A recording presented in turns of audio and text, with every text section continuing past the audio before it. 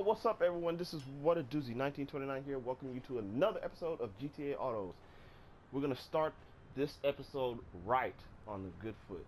We're not gonna start it behind the eight ball. There's gonna be no mistakes. We're gonna get to it, and here's the car we're gonna be talking about. This is such an awesome car.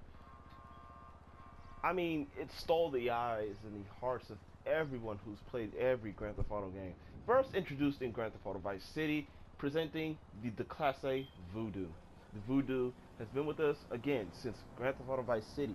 Since Grand Theft Auto Vice City was based off the 80s, I mean, this car fit in with the classic car crowd, but not with the 80s crowds. I mean, you know what I'm talking about. Anyway, the Voodoo at first glance seemed bland. It was boring. But when you took it for a spin, this thing had hydraulics. It was the first Grand Theft Auto, no, actually it was the second Grand Theft Auto car to be offered with hydraulics. This car, it was so cool. No exemptions. No, it was cool. It was only offered in one color, and that was dark blood red. That was an interesting color. But Grand Theft Auto San Andreas comes in. The Voodoo really did shine, offering a customization option and a lowrider option in the Grand Theft Auto San Andreas series. You could basically customize the heck out of this car, but well, not much, but you could basically do a ton of stuff with this car, customizing it to where it can have hydraulics again. This thing can have nitrous. I mean, this car really tore up the roads in Grand Theft Auto San Andreas. It was a really fast car. It was fun to drive. You can get away from the cops really easy with this thing. It was that cool. Grand Theft Auto Vice City Stories came along. Voodoo did not have any hydraulics. It was offered in many of our colors. So, I mean, there's no telling when hydraulics were actually introduced because it was actually famed. It was a fad in the 1980s. So since Vice City Stories is based off of the early 1980s, the car probably didn't even have hydraulics. Hydraulics wasn't even probably the thing. So 1986 is when Grand Theft Auto Vice City is based off of, and I guess that's when the hydraulics were starting to come in. But enough about that. Grand Theft Auto, what was it? Grand Theft Auto 4 comes along, and it gets a huge makeover. Technically, it still kept the same design, and it basically barely changed. But still, the Voodoo really does look better in the HD universe. It basically looked like a wonderful, big, heavy 50s car. Didn't have hydraulics, but it came in so many cool metallic colors and so many cool chrome options. It was just a nice car. Now, the performance and the handling went drastically downward. I mean, that's what you get when you ask Rockstar to basically have, real life physics. When it comes to HD cars in the HD universe, they gotta have some real physics. It's gotta be based off the real world. And Voodoo basically is a 50s car, and it's not that fast. I mean, it's really not that fast. It's mostly a cruiser. So detuning the performance and the handling, I mean, kind of makes sense a little bit. I mean, it's a big, heavy 50s car, so wouldn't be thrashing this thing around very much. So Grand Theft Auto 5 it came out, and the Voodoo makes another return. Here's the problem, though. The Voodoo was only a beat-up model. It was only found in Sandy Shores, and it only came all rusty and beat up. There were no non-restorable models on the game before the lowrider update. So basically, the car was alright. Handling went down. Again, the performance still went down. The car styling, it just disappointed us. Basically, it disappointed me to find out that the Voodoo had just went from a glorious lowrider car that everyone enjoyed to a rusty heap that basically nobody liked. The Voodoo really wasn't popular before the lowrider update. It wasn't a car you wouldn't want to keep in your garage. It was an eyesore. And when Rockstar released the lowrider update, the car basically shined once again as a lowrider. This car offered so many lowrider options and customizations. I didn't add so much because, well, I don't plan on keeping the car. I just bought it and did it just for this particular episode. But I really think I did a good job on the car, basically getting it based off of 50's ride. So, um, let's get started with the car on what it's based off of. And of course, looking at the car, it's based off of Chevrolet model. It's based off a 1959 to 1960 Chevrolet Impala. And the Impala is basically, it's a very popular car. It's one of Chevrolet's most popular sedans in the world. It was at one point the best-selling car in America back in the day. And it was favored by many, many people. When it was introduced in 1958, it basically stole the show. This was the heyday of American cars. Basically, it was the peak of American cars. This is where all the American cars really shined. All the American car brands, Ford, General Motors, and Chrysler, showed their ass off, bringing these beautiful, dazzling rides that no one would ever expect to be this beautiful.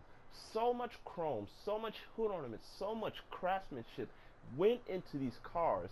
That's what makes 50s cars so collectible. 50s cars, especially American 50s cars, are the most collectible cars in the world. They're so beautiful. The problem with 50s cars is, this is just an example, when they get to the point where they're all beat up and rusty, takes a lot, and I mean a lot of money to restore one. You gotta get all the trim and everything. It's basically, you will be spending almost $30,000 to almost $100,000 getting one to where you want it. But enough about that. Let's get back to the Impala. And I know y'all saying it's Impala, but back in the day they said Impala. Impala is basically an antelope in Africa that went super fast. Everybody pronounced it as the Impala. Right around when the 1980s and the 1990s came, everybody just started dropping that A and saying Impala. I hate that. But let me stop gabbering. The Impala back in 1958 basically stole the show. It offered so many engine configurations. It was basically the high performance. It was the high performance coupe back in the day. If you didn't have Corvette money, you bought the Impala. It was basically very fast. It was sporty. It only came in a convertible and a two-door hardtop back in 1958. It featured a 235 cubic inch i6 Blue Flames 3.9 liter engine. It also came with a 283 cubic inch 4.6 liter turbofire V8, and its most high performance model, the 348 cubic inch 5.7 liter W twin turbo thrust V8.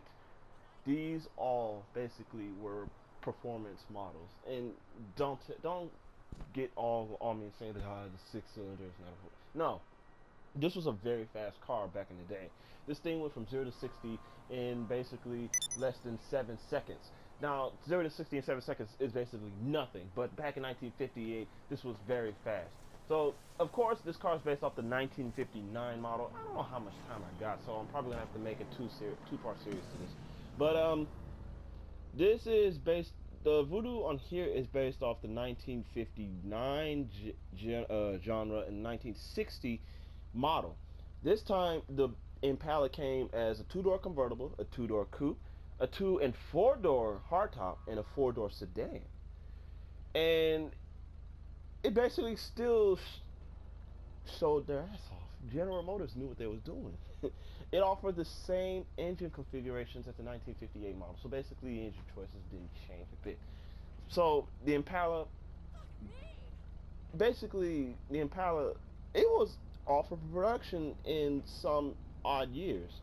Nobody ever noticed that. The Impala went in production from 1957 actually to 1985. Then to 1994 to 1996, and then 1999 to 2016. No one knows why General Motors did that, but the Impala has been revamped so almost 3-4 times. So the Impala is still America's best-selling car. To be honest with you, I don't like the Impalas today because they're all front-wheel drive, and I want to get back to a rear-wheel drive American car. Cadillac is starting to do that now. There's no more front-wheel drive Cadillacs, I think. But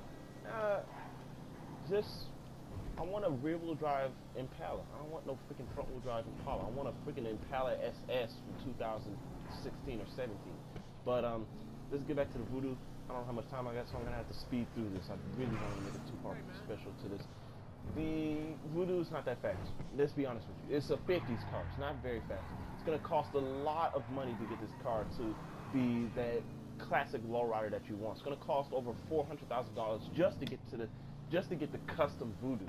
And it's gonna cost you probably over $1.5 million to get the car fully customized. Is the car used for racing? I mean, I wouldn't do it. It's a cruiser.